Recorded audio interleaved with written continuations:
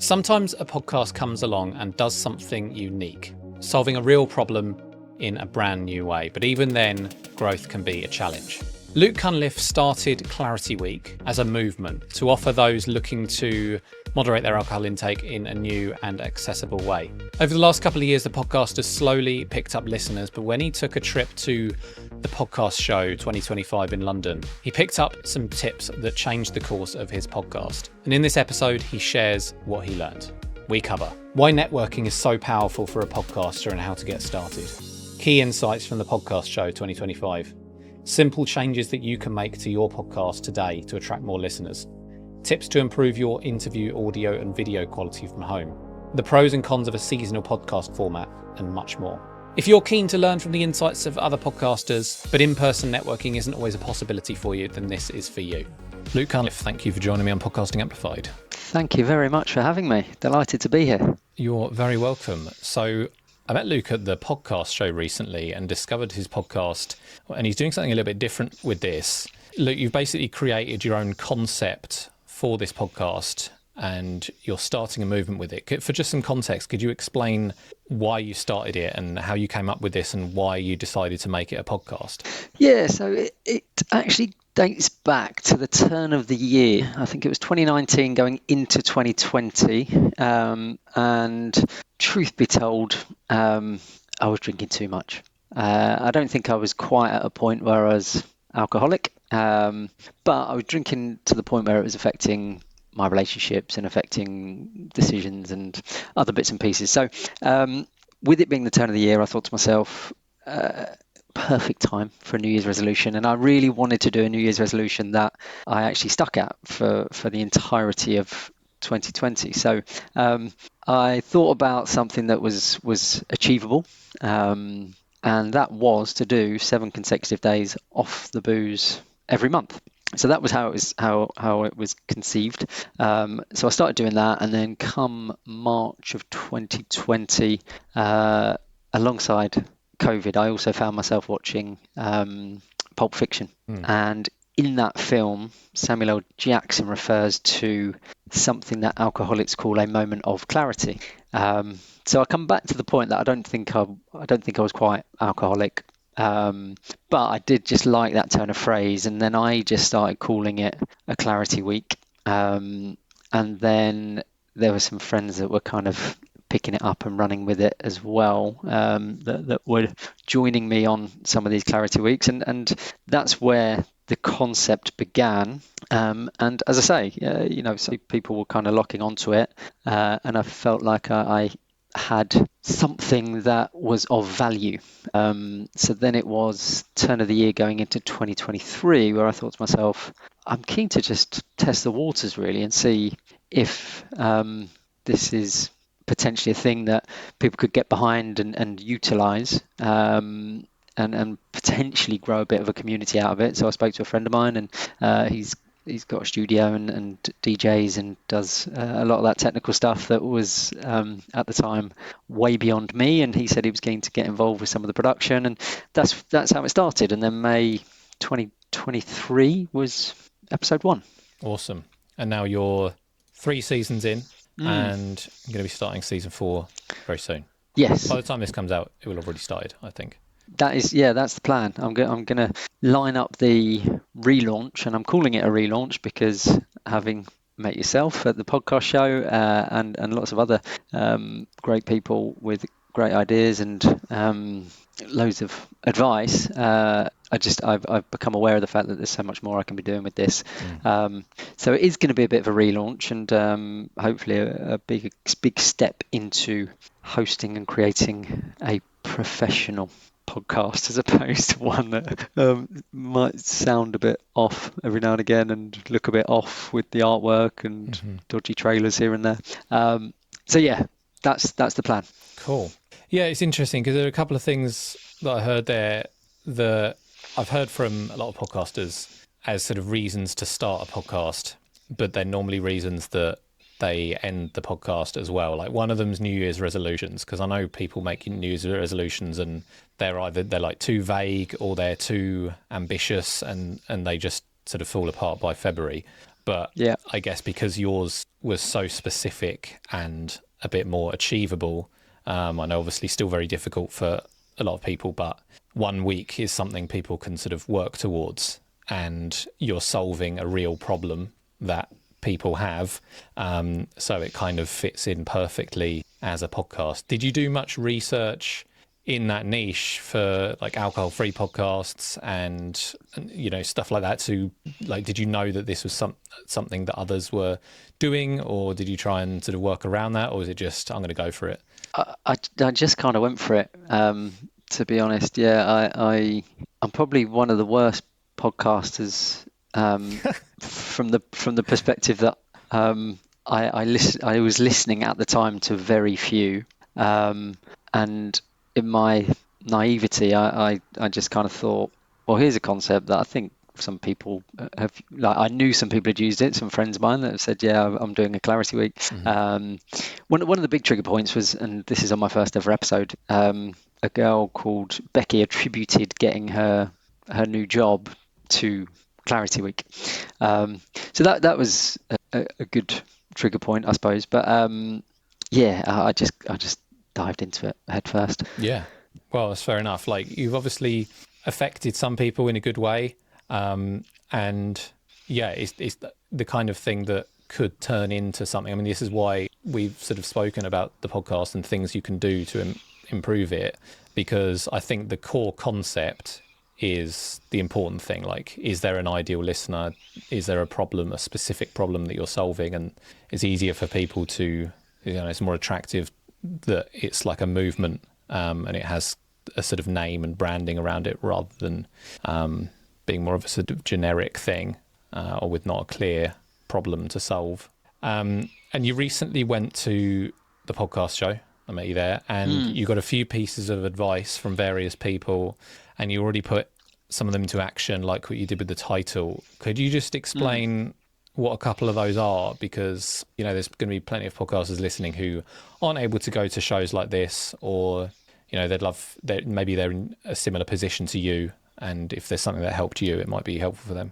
Yeah, I mean, the name change was such an eye opener, because I sat down with a really helpful guy called Neil Glio, I think was his surname, and he just got his phone out and just typed in. He kind of said, "What's your podcast about?" And I said, "It's about mindful drinking and alcohol moderation, or at least an attempt to try and get to that place." So he typed those kind of phrases in: mindful drinking, alcohol moderation, and unsurprisingly, my podcast wasn't coming up, because then my podcast title was the Clarity Week podcast, and he kind of made the point that, and I think you echoed this as well when we had a chat, but made the point that that doesn't actually tell people what it's about. They could obviously go into the description and read a bit more about it there, but at a very kind of raw surface level, someone types in alcohol moderation and mindful drinking, and they're not going to see your podcast.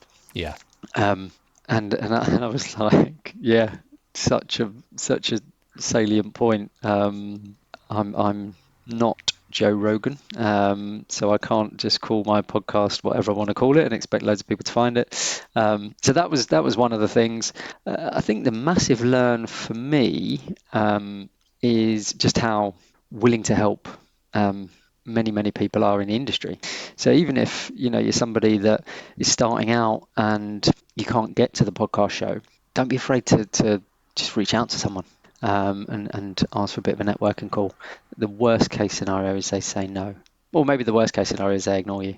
But ignore you, I know, it's pretty marginal as to what is worse, but neither of them are really that bad, are they? No. Nobody's going to come back to you effing and jeffing about bothering them and wasting their time. So yeah, I think networking is crucial. And in hindsight, I probably should have realised that a lot sooner, given the role that I do in a professional capacity. I do a fair bit of networking to expand my knowledge and my understanding of my industry. So I don't know why it took me so long to get my backside up to the podcast show and do a load of that. So yeah, that was a big one. The using a platform like a Riverside, for example, everybody's doing that. I've been doing it pretty old school. I say I've been doing it. My producer, my friend, in the main, kind of been going around to his house, and he's been recording it in his studio that is kind of just attached to the side of his house, and then he would be chopping it up on a program called Audacity, and pulling it all together, sending it over to me. I'll have a listen, and then I'll say, yeah, that's good. He'll send me the sound file, and then I'll upload it to my podcast host, which when you have tools like Riverside or Descript, I think there's probably a couple of others, those platforms can take care of all that sort of stuff, and at a very, very reasonable monthly fee. So that's something I will definitely be tapping into for the relaunch. Seems like a lot of people are going down the video route. So that is also something else to consider. Things like show notes, being a bit more expansive with those. I had a really good chat with a guy that's pushing pretty hard on a YouTube channel, which is also something of interest. So yeah, it's just about kind of working through the notebook and going, okay, well, I've got a wealth of hints and tips here. What do I focus on first? I think consistency was another one that I heard a lot at the podcast show, and I know that's one of your 3Cs. So yeah, I learned a hell of a lot, and I just need to now break down what I'm going to implement first, and come up with a bit of a work plan around the podcast. I say work plan. I do it as a hobby. So maybe sticking the tagline of work on it is the wrong thing to do. Yeah, thanks for that. No, because there's a huge amount of insight there, and I feel like that's something that is kind of a moment of clarity in itself. When like podcasting can be kind of a lonely thing, and a lot of podcasters out there, they're thinking, I'm kind of happy with how it is at the moment. I'm putting my episodes out there. I know it could be better, but that's going to cost me hundreds or thousands every month. Whereas in reality, it's much more of a scale. It's not like you're putting everything into it or nothing. It's you can over time make these small changes and not spend a huge amount or anything, and gradually get it to the place you want it to be. Like that name change thing, it took one conversation and 60 seconds of work probably to go into your host and change the name. So now it's just for the context, or the listener can have a look for Clarity Week on Spotify, iTunes, whatever.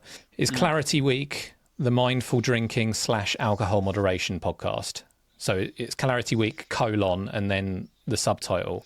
So the name of the podcast is Clarity Week, but then you have that subtitle in there. So if anybody's searching, like you say, you're talking to Neil, and I'm pretty sure that if you think about it, the listeners at home, like you'll be able to think about what kind of thing your ideal listener searches for. So for Luke, if people are searching for alcohol moderation podcast, he's used those exact words in the title. And then, like we had a client, their podcast is The Hip, which if I say that to you, you probably have no idea what that's about. Some biology podcast about the midsection. Yeah, exactly. So nobody's going to be searching for that.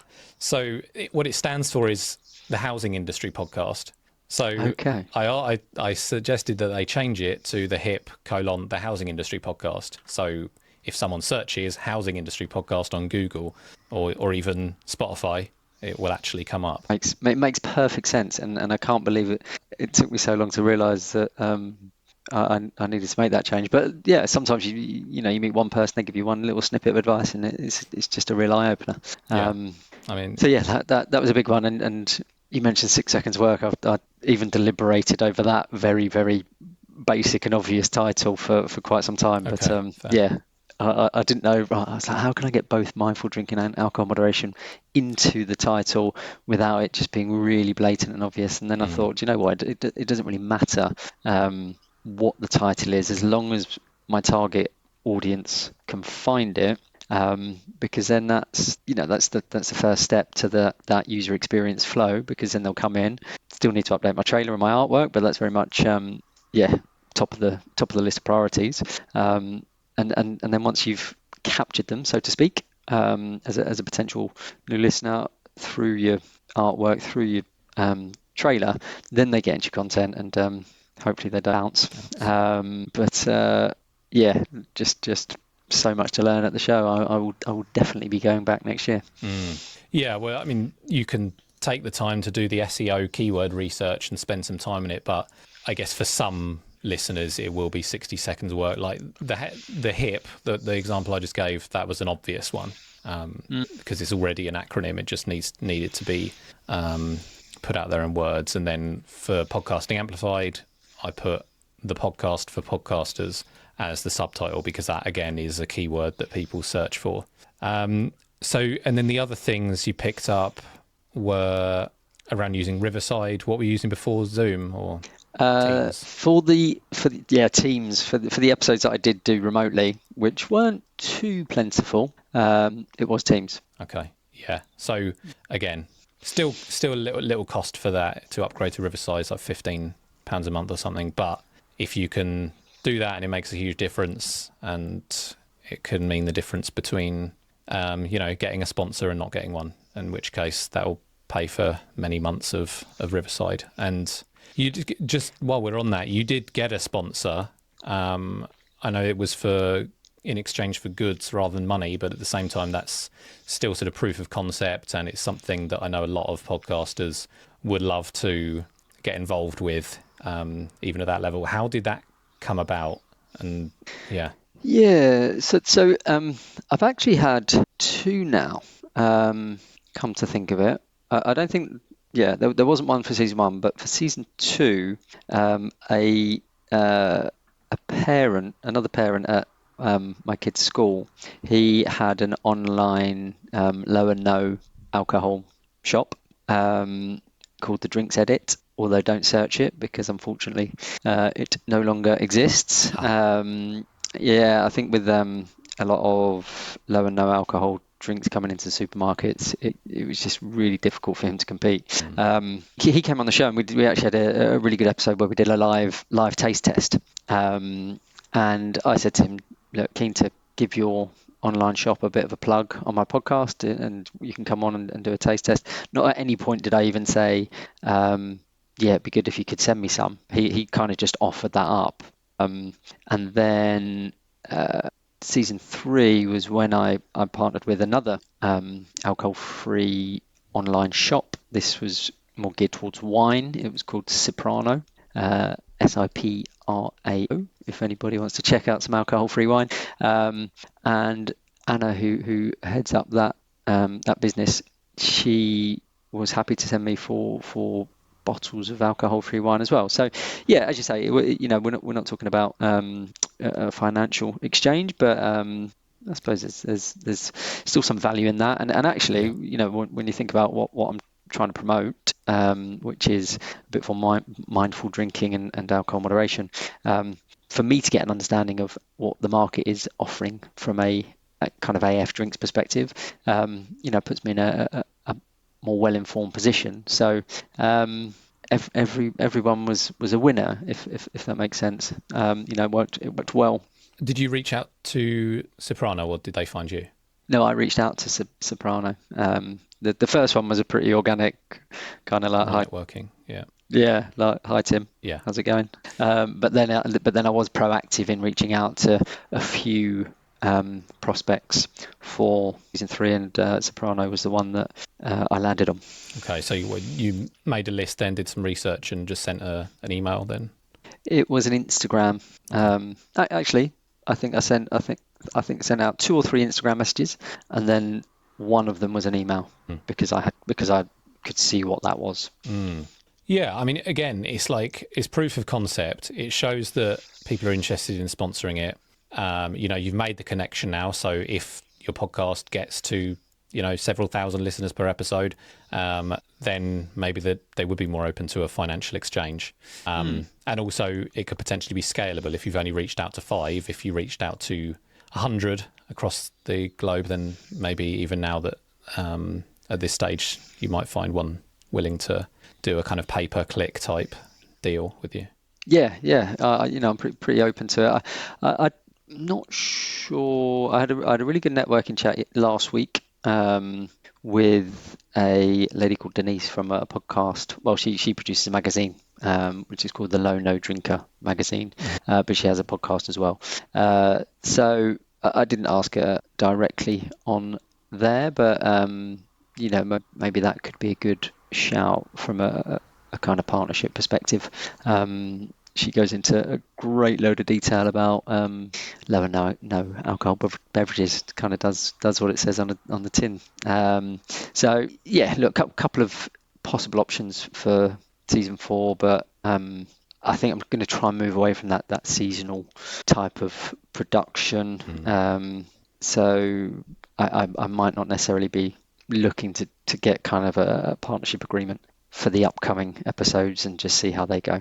Cool. Yeah, I think that one of the big takeaways from this episode then is the networking piece, because so much of this has come from networking. One of the sponsors and all of these insights from the podcast show. What made you, how did you find out about the podcast show, and what made you decide to give it a go? And then if anyone can't get to a podcast show in person, do you have any other ways that you've sort of tried to network outside of that, online or anything? I think I got some marketing about the podcast show last year, and I don't know if at the time I thought I just haven't got bandwidth for it, or if I was maybe in a position where I didn't think it was needed, because actually I thought that one episode a month that we were producing in the way that we were producing was going pretty well, and it was. It's not like I look back on that and think, oh, what on earth was I up to, a year ago or a couple of years ago. But this year round, when I got that same marketing email to say the podcast show is back, and I suppose I was going through, I don't want to say a crisis of confidence in relation to the podcast. That might be being a bit over the top, but I felt like it was make or break, really, as to whether or not I did want to push on with it. And I thought, well, look, if I spend a bit of cash to get my ticket for this event and see what it's all about, then that should give me a pretty good steer on whether or not I do want to keep going with the podcast, because I think it was kind of getting to a point where I was finding it tough to get the guests with the frequency that I wanted. I think I had done a couple of episodes on Teams where the audio just wasn't great. I did another episode with a lad that I work with who's a performance coach, and we did that in my office. At one point, I think an emergency services vehicle went past, and you can hear the siren on the episode, and I kind of just made reference to it, just not to. I basically didn't want to come across as somebody that is trying to do a professional thing and is getting it horribly wrong. I kind of just came clean on that episode to explain why people could hear a police car going past or whatever it was. So I think I'd had a couple of tough episodes, and I thought, like, do I want to really press on with this and make it a thing? So a bit of soul searching with regards to it, to be honest, and coming back to my why and why I was doing it. I had a really good chat with another person that was on the podcast, a girl called Vanessa, who reinforced and helped build my confidence in this space, because she kind of said, well, not many people are doing what you're doing, and therefore it kind of does make you a bit of an expert as somebody in this middle ground, doesn't want to go full sober, does enjoy a drink, is definitely in between where they want to try and take a bit more control of it and be a bit more mindful. And she said, you've been exploring this for a while, and you've been in that space for a while, so you know the tips and the tricks and what people could benefit from. So she gave me a really good confidence boost / reality check, kick up the backside, whatever you want to call it. So I remember in January thinking, let me go to this show and see what it's all about. And as I mentioned, I'm so glad I did. The show's unbelievable from a networking collaboration perspective. Some of the talks, I think the European head of Spotify was there. So there's people in the industry that I guess are like big time celebrities, so to speak. So there was an element of being overawed. there was some fun stuff as well. I think Steve Axel was there with a Burmese python, which was quite funny. I couldn't actually get into that one, but I saw it through the glass. That's the glass of the podcasting room, not the glass of the snake tank. He had it around Yeah. his neck. So yeah, fantastic event. Had I looked at anything before that with regards to networking? I hadn't, to be honest. I kind of put all of my cast continuation or continuing eggs into that one basket, for want of a better metaphor. And it's kind of come up trumps because I've not been as motivated and pumped to really press on with it now. I think since I've even started it. Yeah. Awesome. And just for record, we're not sponsored by the podcast show or anything, because I know we're talking about it a lot. But if you're in America, I know there's the podcast movement show. There's a lot of these things around the world. The podcast show we're talking about is the one in London, which is every May. And yeah, it's the same for me. Like, just having these conversations is always very eye-opening, and hearing about people's experiences in that. Yeah, I mean, even being there, I got introduced to a lady called Vic, whilst I was there. So she's got a kind of networking group that I've now joined. There were other people that were just helping me out with resources. I'm just looking at my phone to find some of the stuff. So this was Mike Media, Vic Turnbull. So yeah, a positively overwhelming amount of networking opportunities. But it's all out there. Like, get yourself onto forums. Just so much. Everyone's so helpful and friendly. Awesome. And then just to round this conversation out, I just want to ask you a couple more questions that are in my head about your podcast.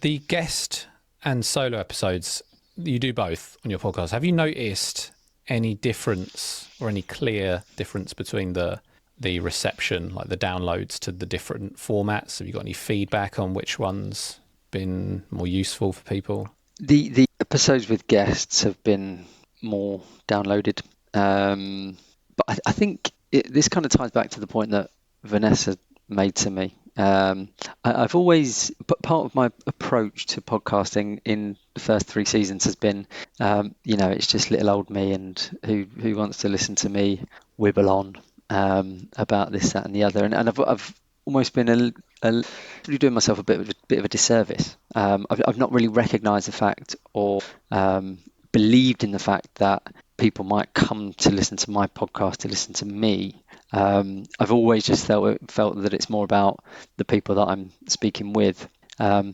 yeah, when Vanessa said, I think maybe you need to reframe that in your head, I have taken that on board. But the solo episodes I've done were before that realization and that moment. So that's why I don't necessarily think they pack as much of a punch as they will do moving forwards, hopefully, touch wood. But some of the conversations I look back on, some of those chats are fascinating, and I think if you take exactly the content from some of the discussions I've had and you put that story against somebody that's a celebrity, then the listens and the downloads and the traction that something like that would get is huge. And now that's not me saying I want to move towards celebrities. I don't. But that's me just referencing the strength of some of the discussions I've had and some of the journeys that people have been on with booze and some of the challenges and how they've overcome them, and some pretty dark stuff in some of the discussions that's been challenging as well, being part of some difficult conversations. But the whole point is to try and help people with their challenges, and you never know when somebody might be tuning in to listen that might be in a really, really dangerous place, and they relate to a chat that I have with somebody, a real person, and it might just change something for them in that moment. Yeah. So basically, it has been the guest episodes, but that might just be because of your mindset around it. And there's also the fact that obviously you're sharing the guests' audience. Like, if they share it, especially early on in the podcast process, it's easier to get in front of more people. But then I think, yeah, if you can get people to know, like, and trust you over time, then you'll be the one that they're tuning in for, really, and your insights. Yeah, or at least a nice balance of the two. Yeah. And then finally, when you started this, how did you get those first few listeners? Because I know that, like you said, with the title and that, it was quite hard to find, but you've got sort of some regular listeners now. So how did you go about that? The truth is, in the early days, I think the majority of people that downloaded it or streamed it were people that were in my direct network.